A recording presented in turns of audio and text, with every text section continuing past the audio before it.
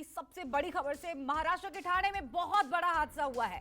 Girder launching machine गिरने से 15 लोगों की मौत हो गई है और हादसे में कई लोग जख्मी हैं। 3 लोग घायल बताए जा रहे हैं और अभी भी मलबे के नीचे कई लोगों के दबे होने की आशंका है। कल देर रात ये हादसा हुआ है। तस्वीरें आपकी टीवी स्क्रीन पर हैं। गर्डर मशीन कैसे 100 फीट से नीचे गिरी है उसकी तस्वीरें आपकी टीवी स्क्रीन पर है। देखिए, आपको बता दें यहां पर कि समृद्धि हाईवे के निर्माण के दौरान ये हादसा हुआ है। कई लोगों के अभी भी दबे होने की आशंका है, जिसकी वजह से ये भी आशंका जाहिर की जा रही है कि मरने वालों की तादाद बढ़ सकती है। हादसे के फौरन बाद रेस्क्यू ऑपरेशन शुरू कर दिया गया है, जो अभी भी चल रहा है। एनडीआरएफ की टीम लगातार रेस्क्यू ऑपरेशन में जुटी हुई है। तो देखिए, महाराष्ट्र के ठाणे में बड़ा हादसा हुआ है। यहां शाहपुर के पास एक गर्डर लॉन्चिंग मशीन गिरने से 15 लोगों की मौत हो गई है। 3 लोगों के घायल होने की खबर है। खबर यह भी आ रही है कि मलबे के नीचे और भी कई लोग दबे हो सकते हैं, जिसके लिए एनडीआरएफ की टीम लगातार रेस्क्यू अभियान में जुटी हुई है। 3 तस्वीरें आपकी टीवी स्क्रीन पर। विनोद जगदाले इस वक्त हमारे साथ जुड़ गए हैं फोन लाइन पर। विनोद, सबसे पहले ये बताइए हादसा कब और कैसे हुआ और फिलहाल अपडेट्स क्या हैं? देर रात को यह हादसा हुआ है। आपको पता ही होगा, महाराष्ट्र भारतीय रेखा कहे जाने वाले हाईवे के 30 फेज के निर्माण का कार्य चल रहा है और ये कार्य यहाँ से भोटी से लेकर थाने तक जारी है। और इसी दरमियान शाहपुर में वहाँ पर गर्डर लॉन्चिंग मशीन लाई गई थी। ब्रिज के गर्डर बिठाने का काम चल रहा था देर रात को और एकाएक वो मशीन गिर गई और उस मशीन के नीचे करीब 15 मजदूर वहां पर दब गए। 15 से ज्यादा मजदूर वहां पर दब गए और तुरंत वहां पर रेस्क्यू कराने की कोशिश वहां पर की गई, लेकिन रात को बारिश भी थी। वहां पर एनडीआरएफ भी सुबह सुबह पहुंची, तो जो स्थानिक लोग थे और बुलाया गया। अब तक 15 शवों को वहां से बाहर निकाला गया है।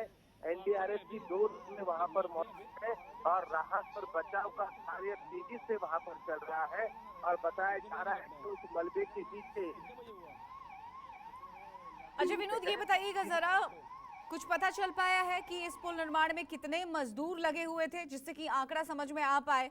क्योंकि 15 लोगों की मौत की खबर पहले से ही है, 3 लोग जख्मी बताए जा रहे हैं और अभी भी कहा जा रहा है कि मलबे के नीचे कई और मजदूर दबे हो सकते हैं। देखिए, अब तक ये बताया जा रहा है कि कुल 25 से भी ज्यादा मजदूर वहां पर काम कर रहे थे और उसकी चपेट में 24 लोग आ गए, जिसमें से 3 लोग हैं वो घायल बताए जा रहे हैं। 15 लोगों की मौत की पुष्टि हो चुकी है। ये लोग अब भी मलबे के वहां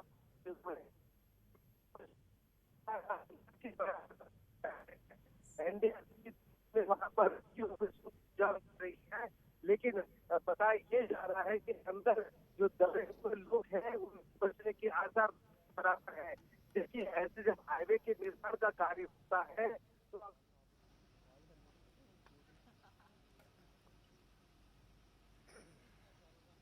देखिए, बहुत ही भीषण हादसा हुआ है। ये मजदूर पुल निर्माण कार्य में जुटे हुए थे और देर रात ये घटना घटी है। गार्डर लॉन्चिंग मशीन अचानक गिर पड़ी, जिसकी वजह से 15 लोगों को काल के गाल में समाना पड़ा। क्या देखा था आपने? हम लोग उधर काम कर रहा था, तरतराई के गिरा है बस। तब हम लोग नीचे काम बंद करके नीचे भागा इधर। तो कितने जन को क्या कुछ कितने जन को लेके गए, कुछ आइडिया पता चला? वो कितने जख्मी है और क्या? 3 आदमी के लगे हॉस्पिटल। अच्छा, हाँ, और उनका पैर टूट गया था, एक का हाथ है, एक के सिर में लग गया था। आप लोग ने किसी को बचाया? हाँ हाँ, उधर खेत में से निकाल के लेके भाग। अच्छा, कितने वर्कर लोग काम कर रहे थे इधर? 30 आदमी थे। 30 आदमी काम कर रहे थे। हाँ। अच्छा, ठीक है, थैंक यू। तो देखिए, पुल निर्माण कार्य में जुटे मजदूर ही यहाँ पर बता रहे हैं कि तकरीबन 20 से 30 मजदूर यहाँ पर काम में जुटे हुए थे, मजदूरी कर रहे थे और देर रात ये हादसा हुआ। क्रेन और स्लैब 100 फीट से ज़्यादा नीचे गिर पड़ा और उसके साथ साथ मजदूर मलबे के नीचे दब गए। 15 लोगों को अपनी जान गंवानी पड़ी। अब देखना होगा क्या ये लापरवाही रही है विनोद?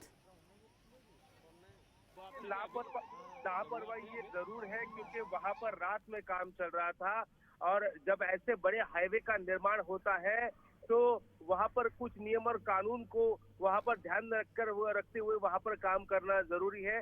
आपको पता ही होगा, पिछले 15 दिनों से मुंबई हो, ठाणे हो और पालघर हो, इन इलाके में लगातार बारिश जारी है।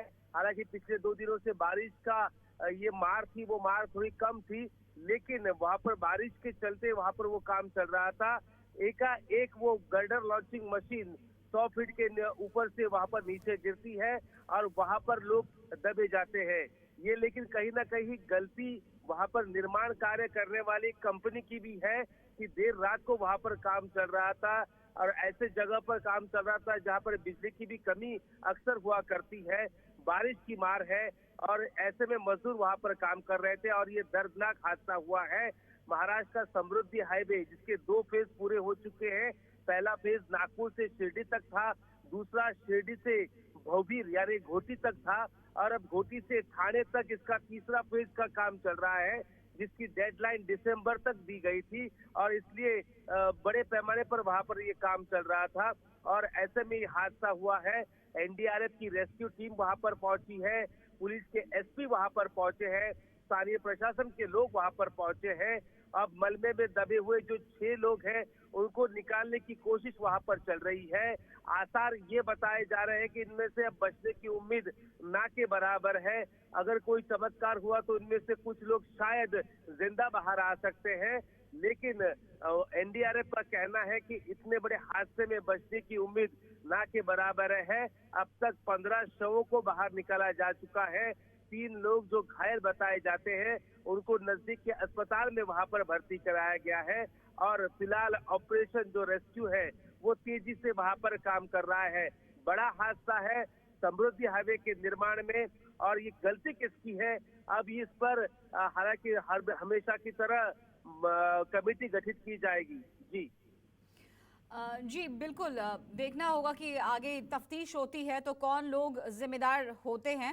फिलहाल विनोद हमें ये बताइएगा, समृद्धि महामार्ग का निर्माण कार्य तो महाराष्ट्र राज्य सड़क विकास निगम द्वारा किया जा रहा है, कोई स्टेटमेंट आ पाई है अब तक?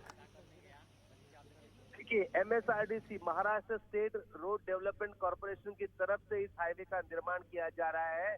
कई कंपनियों को इसके फेज के अलग अलग फेज में काम दिए गए थे, ये आखिरी फेज था।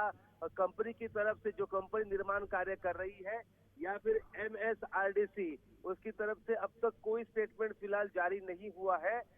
फिलहाल MSRDC के अधिकारी मौके पर मौजूद है और वो भी कह रहे हैं कि रेस्क्यू ऑपरेशन होने के बाद ही हम वहां पर बात करेंगे, क्योंकि जो कंपनी निर्माण कार्य कर रही है उसके इंजीनियर वहां पर थे, किन सुरक्षा मापदंडों का वहां पर इस्तेमाल किया गया और क्या सेफ्टी के इंतजाम वहां पर किए गए थे, ये सब पता करके फिर बाद में कोई स्टेटमेंट MSRDC वहां पर जारी कर सकती है।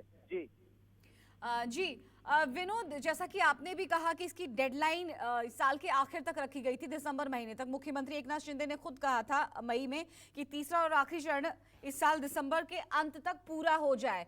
तो क्या तमाम नियमों को ताक पर रखा गया है? लगातार बारिश हो रही है महाराष्ट्र में, ये हम देख रहे हैं। पिछले 1-2 दिन में हल्की बारिश जरूर हो रही होगी, लेकिन दिन रात मजदूर काम में जुटे हुए हैं। क्या कहीं से भी लापरवाही की बू आ रही है? नमस्कार, मैं हूं मानक गुप्ता।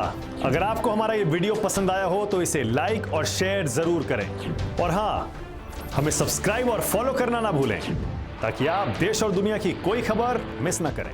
तो जुड़े रहिए हमारे साथ और देखते रहिए News 24।